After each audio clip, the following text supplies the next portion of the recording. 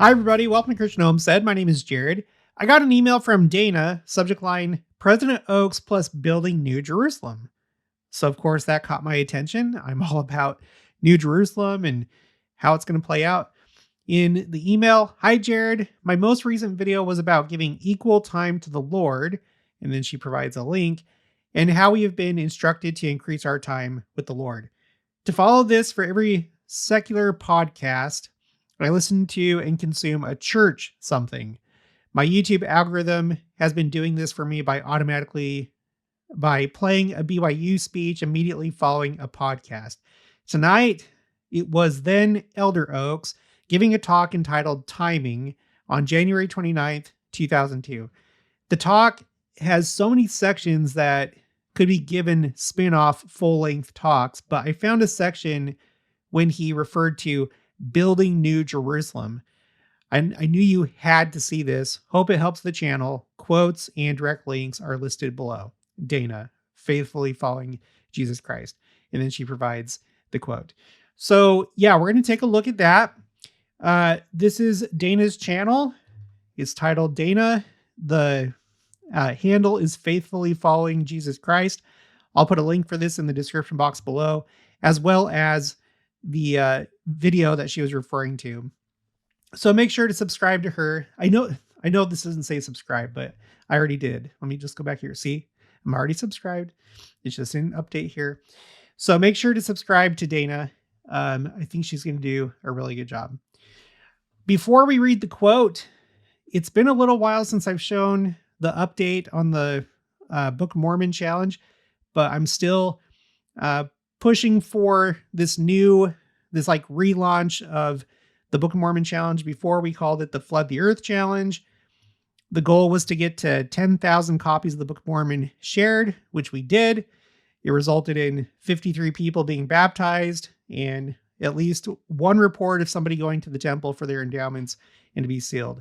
So I want to repeat that.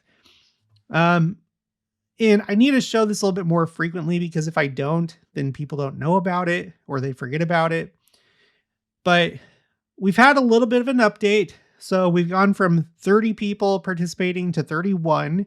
So we have one new person, and then 2 reports of 2 new copies of the Book of Mormon that have been shared. Remember, the quickest way and the easiest way to share the Book of Mormon is with your Gospel Library app. Go to Scriptures, and at the top, there's a share button to share the Book of Mormon app, which gives you a link that you can text to somebody or email or whatever you want to do. Try to share at least 10 copies of the Book of Mormon. Let me know in the comments section of any YouTube video. It doesn't matter how far back. I just do a search for it. But you have to make sure to include hashtag BOM. That's what I search for, and that's how I find your comments. And then I will acknowledge that I've read your comment and reply to you, and then I'll keep a running tally for you, so you don't need to keep track of that. Okay, so I went to this devotional, and it turns out that I already do have this quote. It's just been a while since we've talked about it, but I want to share it again, and I do have a new quote that I want to share with you and talk about President Oaks and what he has said about the New Jerusalem, and then also look at what President Nelson has said. So the quote I'm about to read to you, I have it on, I have it on my spreadsheet called Quotes, Common Misconceptions. The topic is New Jerusalem, the misconception. New Jerusalem, the final center place or center stake, will be in Salt Lake City, not Independence, Jackson County, Missouri. Here's the quote right here that we're about to read. But this is the one misconception that I have the most quotes and scriptures for, by far. This is very solid. It's been repeated over and over and over again, including recently. We'll come back to this in just a second. But let's go ahead and read this. These are the old highlights, the last time that we talked about this. He says, as this example shows, continuing revelation is the means by which the Lord administers his timing. We need that revelatory direction. For example, many of us or our descendants will doubtless participate in the fulfillment of prophecies about the building of the city of New Jerusalem. But in this matter, the timing is the Lord's, not ours. We will not be approved or blessed in clearing the ground or pouring the footings for that great project until the Lord has said that it is time. Now, before I continue, it's important how he worded this, because one definition of Zion and New Jerusalem is that it's simply the entire church. Another definition is that it comprises North and South America. And then a third definition is that it's the actual city that's going to be built here in Jackson County, Missouri. He's talking about clearing ground and pouring footings for the city. So he's talking about the actual city. And what's important to note is that by this point, okay, so this is January 29th, 2002. Salt Lake City had already been headquarters of the church for a long time. So he's not referring to Salt Lake City, and he's not talking about the church as a whole. He's not talking about North and South America. He's talking about something that hasn't happened yet. And so that's why I have this quote on, oh my gosh, I didn't order these correctly. That's why I have this quote on my common misconceptions spreadsheet, that Salt Lake City is going to be the New Jerusalem. If that's the case, he wouldn't have said this, because clearly the ground for Salt Lake City has already been cleared. That happened a long time ago. Pouring the footings for the city, that's already happened. That's old news. He's not talking about Salt Lake City. So I have that here. I guess while we're talking about that, let's go ahead and look at some of the other quotes that I have from President Dallin H. Oaks, as well as President Nelson, because they are our two most recent presidents of the church. And let's start with President Nelson. So this is essentially the same quote, but it's published in two different places. We have it in Teachings of Russell M. Nelson, published in 2018. It's by President Nelson. And then in another one of his books called Daily Joy, published in 2020. I'll read it from here. He says, "You can read one evening about Jesus' responsibility as judge and know that the day will come when each one of us will stand before him to be judged. Then read of his responsibility as the millennial Messiah and what that will mean when he will reign and rule from two world headquarters, from Jerusalem of old and from New Jerusalem in Jackson County. He will then be King of Kings and Lord of Lords."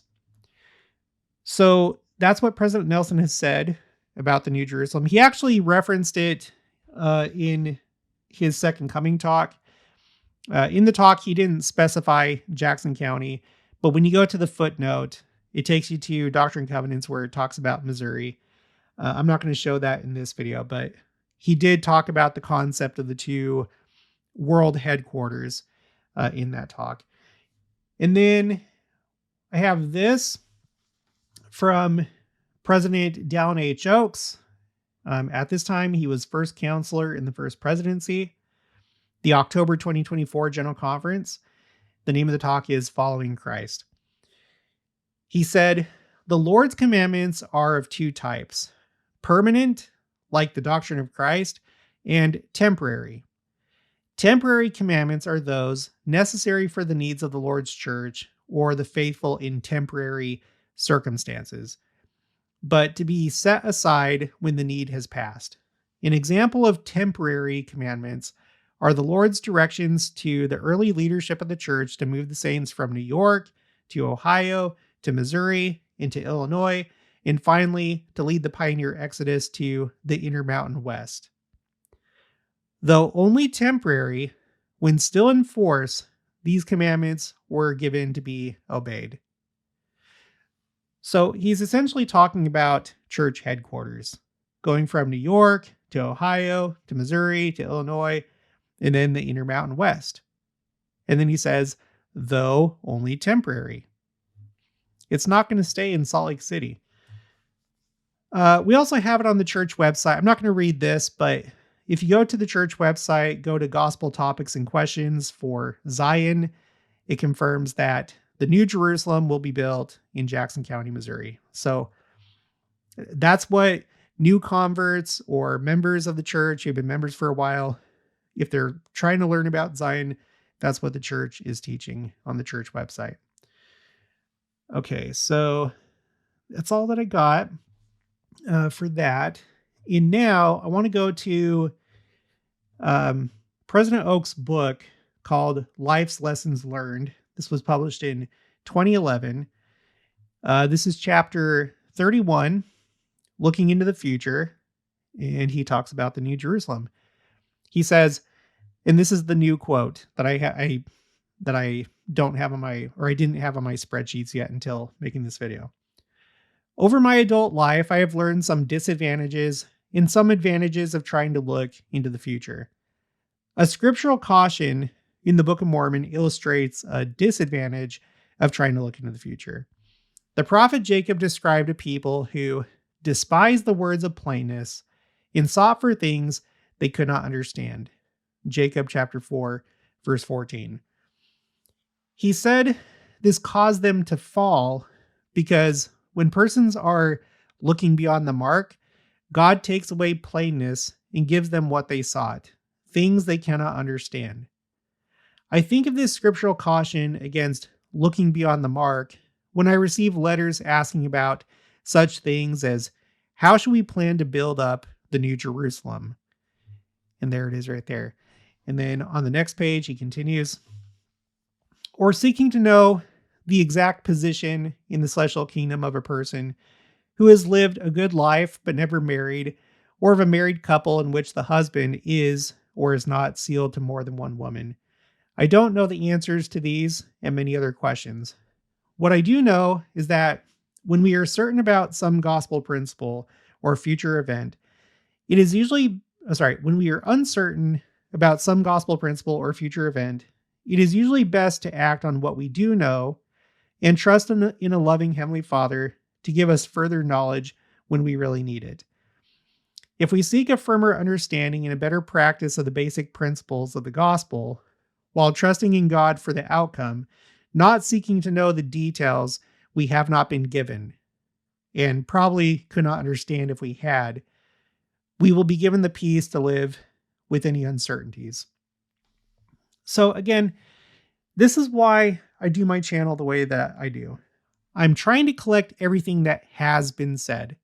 And even then, if it's just one bit of information that's given by one person, I usually take it with a grain of salt. I'm still going to consider it because if it's a prophet or apostle, then I trust that they're inspired by the Lord, that they receive revelation. They may be privy to things that we're not privy to.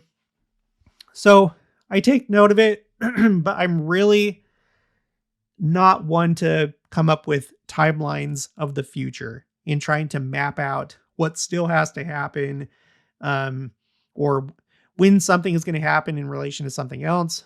I'll read what is said, but I've said a million times over, I'm very flexible when it comes to prophecy. And I think that's what all of us should do. I'm trying to learn lessons from when Christ came the first time. And I've said this a million times, but let's go ahead and go to my spreadsheet, quotes A through Z. This is currently row 68 for Beyond the Mark. I've added this quote that we just read. And I want to read from this. I feel like we read this somewhat recently, but this is Elder Christoffel Golden of the 70. This is the October 2021 General Conference, Preparing for the Second Coming of Christ. As recorded in the Book of Mormon 6 years before the birth of Jesus Christ, Samuel, a righteous Lamanite, prophesied to a Nephite people who by then had become mostly apostate of the signs that would accompany our Savior's birth. Tragically, most Nephites rejected those signs because it was not reasonable that such a being as Christ should come.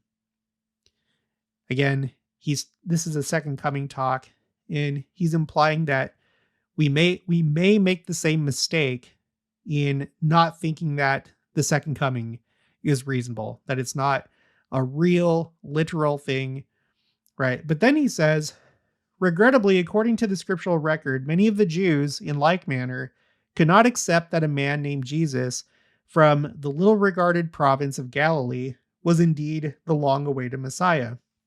Jesus, who had indeed come to fulfill the many prophecies made by Hebrew prophets, was rejected and even crucified because, as the Book of Mormon prophet Jacob taught, the Jews were looking beyond the mark. Consequently, Jacob testified that God hath taken away his plainness from them, and delivered unto them many things which they cannot understand because they desired it. And because they desired it, God hath done it, that they may stumble. Strange as it may seem, no teaching, no miracle, and no appearance even of a heavenly angel, as witnessed by Laman and Lemuel, appears to have the persuasive power to convince some individuals to alter their course, outlook, or belief that something is true.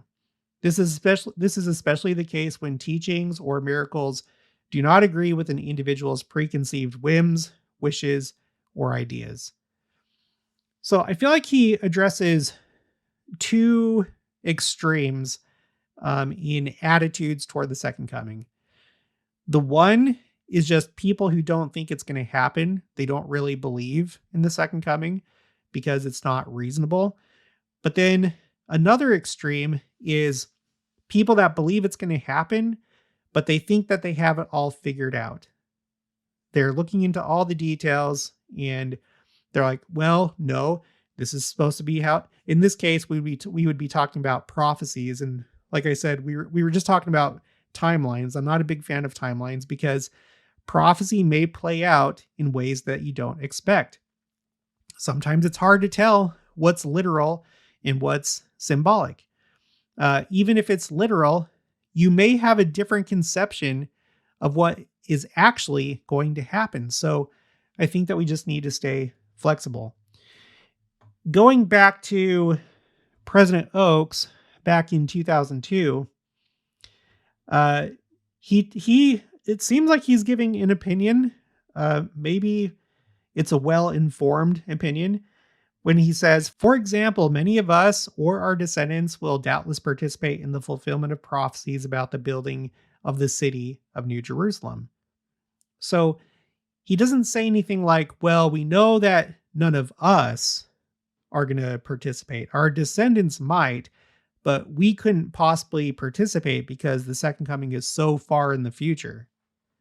There are people that take it upon themselves to declare that the second coming can't happen any sooner than 100 years, 200 years, or whatever their logic dictates. So in this case, he leaves it open. He says that he doesn't know. He's remaining flexible. And it appears that it is within the realm of possibility, according to him, that some of us may actually build up that city. And of course, I would say I think that's very likely. But anyway, that's what we have from President Oaks and from President Nelson. With President Nelson, he clearly said that the New Jerusalem is going to be built in Jackson County. We haven't heard that from President Oaks yet, but we're going to be listening to everything that he says, especially now that he's president of the church. I'll be interested to see what he says about the second coming in general. It'd be really interesting if he talks about the New Jerusalem, but it's kind of hard for me to believe that we're still just at the beginning of his presidency. It feels like so much has already happened, and that he's already said a few really interesting things, but we're just at the beginning. So, all right. So now we have a clearer picture of what President Oaks and President Nelson has said. Again, make sure to subscribe to Dana. I'll put the link for this in the description box below. That's going to be it for this one. I'll talk to you guys later.